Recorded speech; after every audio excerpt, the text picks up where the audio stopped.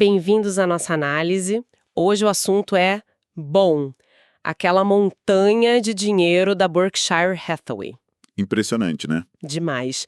Em meados de 2025, a gente está falando de mais de 340 bilhões de dólares. Isso em caixa e títulos de curtíssimo prazo. É muito dinheiro. Pra caramba! Representa uns 27% dos ativos totais da empresa. Se a gente olhar a média histórica, que era tipo 13% nos últimos 25 anos, é um salto enorme. E tem mais, né? A Berkshire sozinha detém quase 5% de todo o mercado de T-bills dos Estados Unidos. É gigante. Exato. E aí fica a pergunta, né? Essa dinheirama toda significa que o Warren Buffett está com o pé atrás, está jogando na defesa porque o mercado está caro, ou tem alguma estratégia mais profunda aí? Olha, pelo que as fontes indicam, para ele quase sempre é estratégia, né? Faz sentido. Ok. Então vamos mergulhar nessa estratégia. A nossa missão aqui é tentar entender a lógica por trás dessa posição de caixa recorde usando o material que a gente analisou.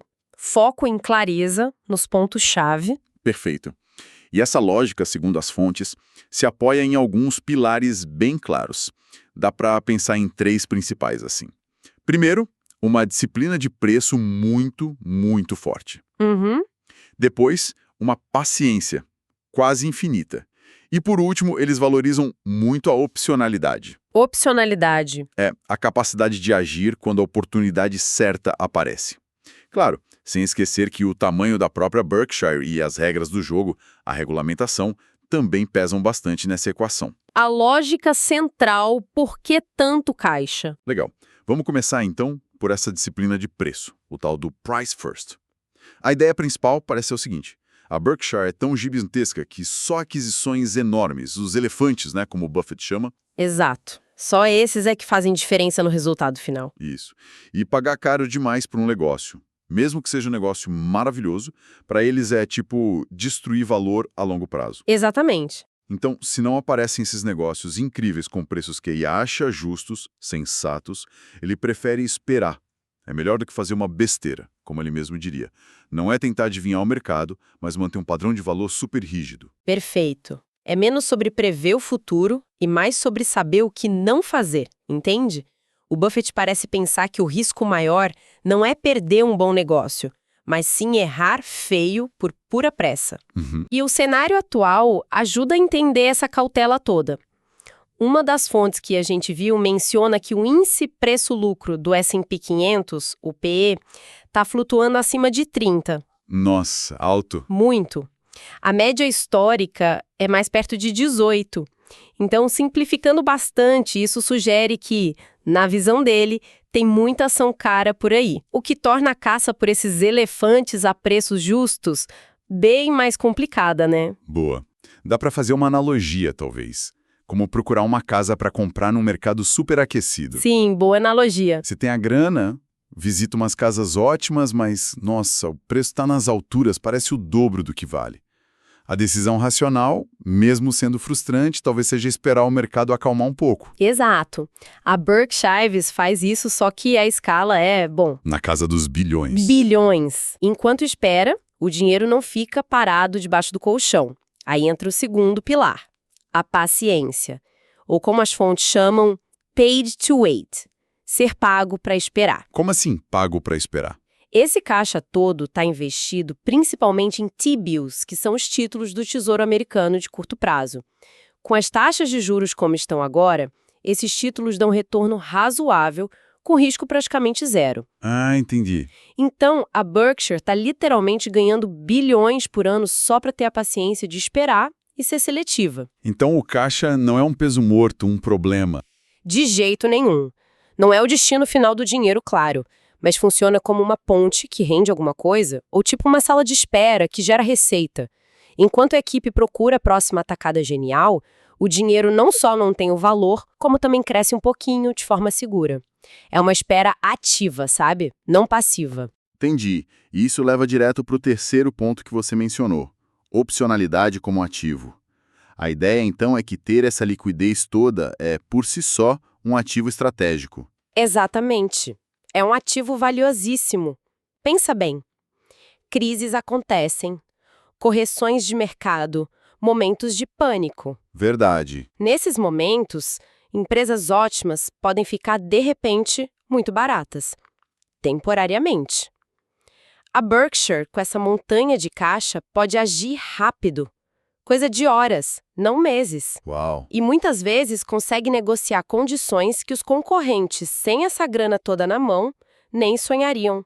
O caixa vira uma arma de ataque poderosa. Faz sentido. Uma ferramenta ofensiva. Pensa num corpo de bombeiros. Eles não deixam os caminhões vazios esperando chover, né? Claro que não. Eles mantêm a pressão da água pronta para agir na hora que o alarme toca. A Berkshire mantém essa pressão financeira pronta. A gente viu isso muito claro na crise de 2008, por exemplo. Lembro bem. Enquanto estava todo mundo em pânico, paralisado, a Berkshire foi lá e injetou bilhões em gigantes como Goldman Sachs, o Bank of America, Em condições muito boas para eles, né? e extremamente favoráveis, que depois geraram retornos enormes. Essa capacidade de agir firme em momentos de estresse é um diferencial competitivo gigantesco. Total. Essa prontidão vale ouro. Mas olha só, aqui a gente já pode identificar uma primeira lacuna de conhecimento, né? Aplicando essa ideia de simplificar para entender melhor.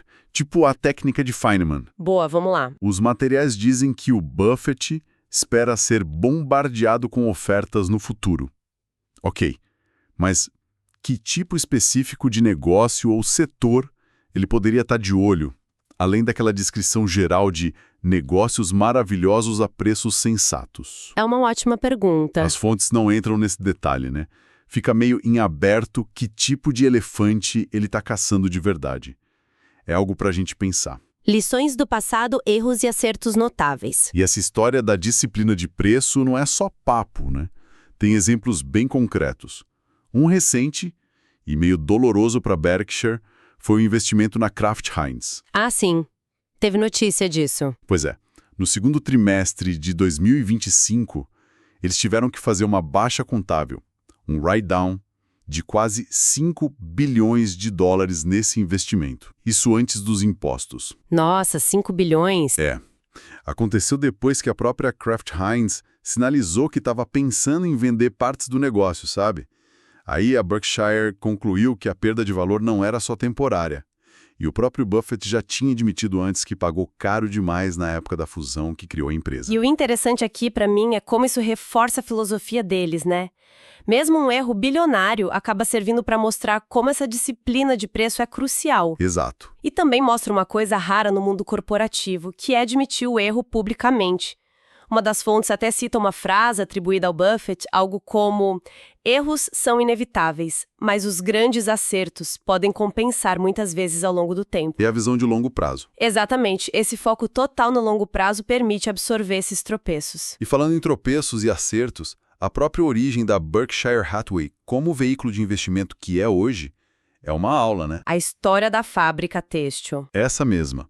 Quando Buffett assumiu o controle, era uma empresa têxtil em decadência total. A decisão genial, e aí o Charlie Munger teve um papel chave, foi não continuar jogando dinheiro bom em cima de dinheiro ruim naquele negócio têxtil que não tinha futuro. E o que eles fizeram? Usaram o fluxo de caixa que a fábrica ainda gerava para comprar negócios muito, muito melhores, como a seguradora Geico, por exemplo. Foi uma aula de alocação de capital. Mudaram o foco de negócios mais ou menos a preços ótimos para negócios ótimos a preços justos. Uma virada de chave fundamental. E essa trajetória toda de longo prazo tem um paradoxo interessante, né? Que desafia um pouco a visão comum sobre investir. Qual seria? Apesar do retorno anualizado composto da Berkshire desde 65 ser espetacular, quase o dobro do S&P 500, estamos falando de 19,9% contra 10,4%. É um número impressionante. Muito. Mas uma das fontes destaca um fato que me surpreendeu. A Berkshire teve um desempenho pior que o S&P 500 em cerca de 1/3 dos anos individuais e em quase 30% dos períodos de 3 anos. Esse é um ponto crucial. Pensa bem, a maioria dos comitês de investimento ou clientes de fundos Demitiria um gestor que ficasse atrás do índice com essa frequência em prazos mais curtos, né? Com certeza. A pressão por resultado rápido é enorme. Exatamente. Isso mostra de forma dramática a importância da paciência e do foco no longo prazo, que são marcas registradas da Berkshire. É um contraste brutal com a mentalidade de curto prazo que domina o mercado financeiro. Essa capacidade de ignorar a pressão do trimestre é parte do segredo deles, eu acho. Ok, entendemos a filosofia, as lições da história, mas como isso se reflete nas ações da Berkshire hoje, na prática? A gente já falou que o caixa está lá, rendendo em T-bills, e chama a atenção que a empresa tem sido vendedora líquida de ações. Já são 11 trimestres seguidos. É um padrão claro. No segundo trimestre de 2025, por exemplo, venderam 6,9 bilhões de dólares em ações e compraram só 3,9 bilhões. Ou seja, venderam 3 bilhões a mais do que compraram.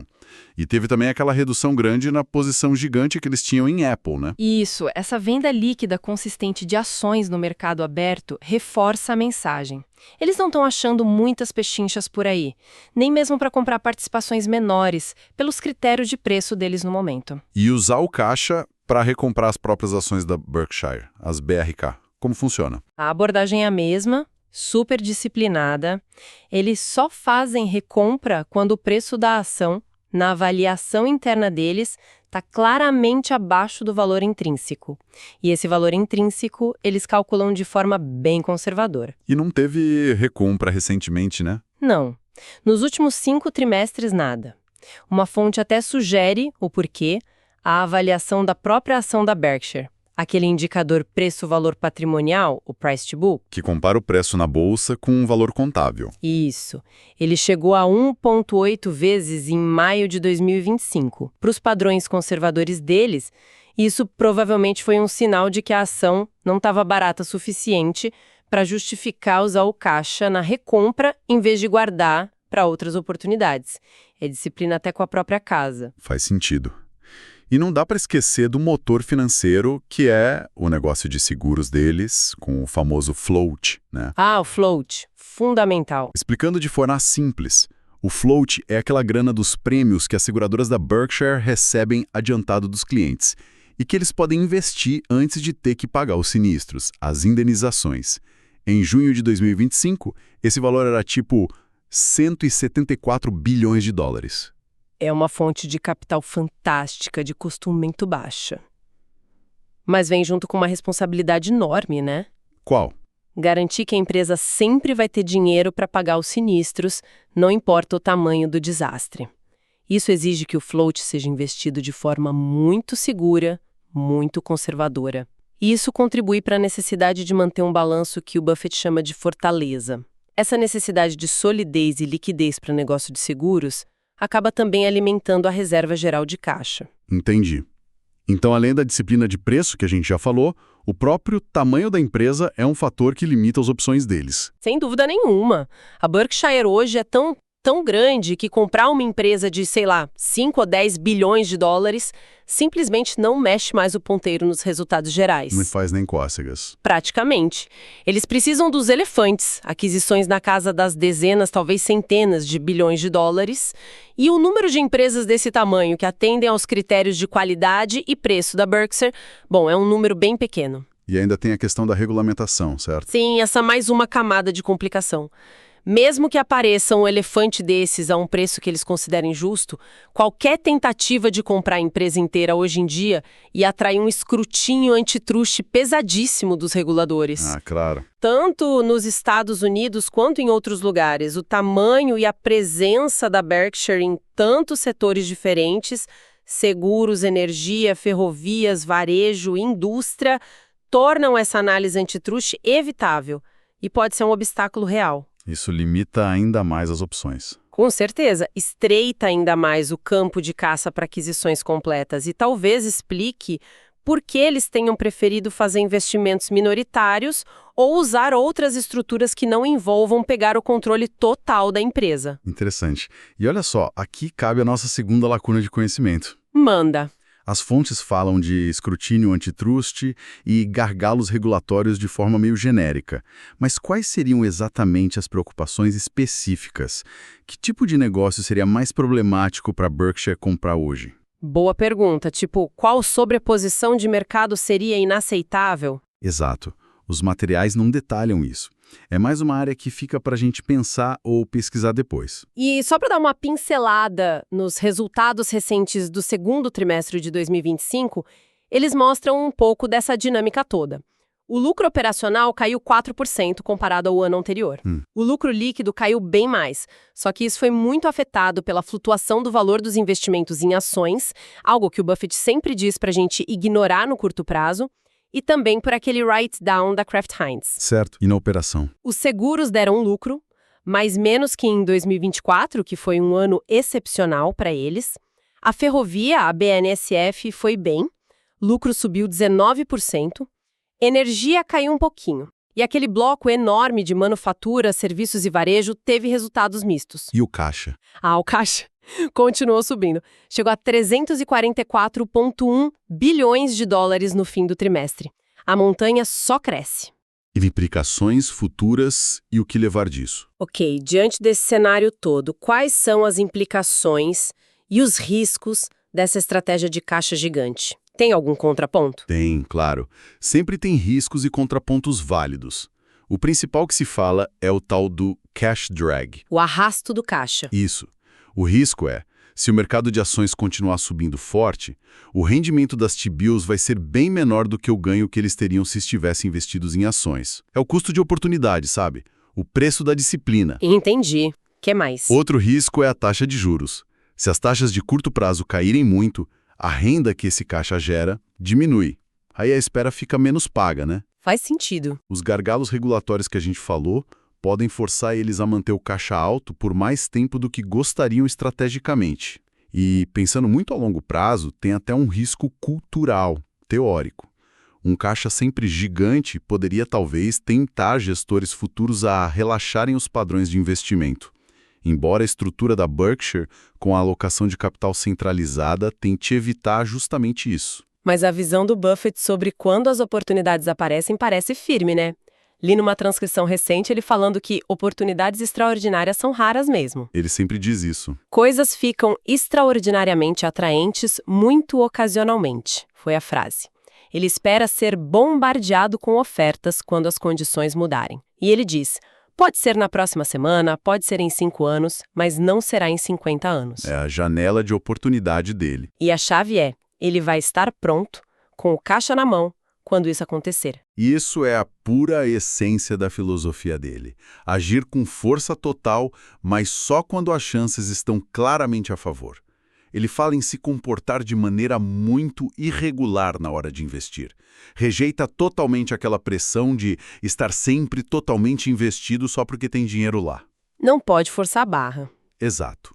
Forçar investimentos todo ano só para diminuir o caixa seria, nas palavras dele mesmo, a coisa mais idiota do mundo. E como fica a história da transição de liderança?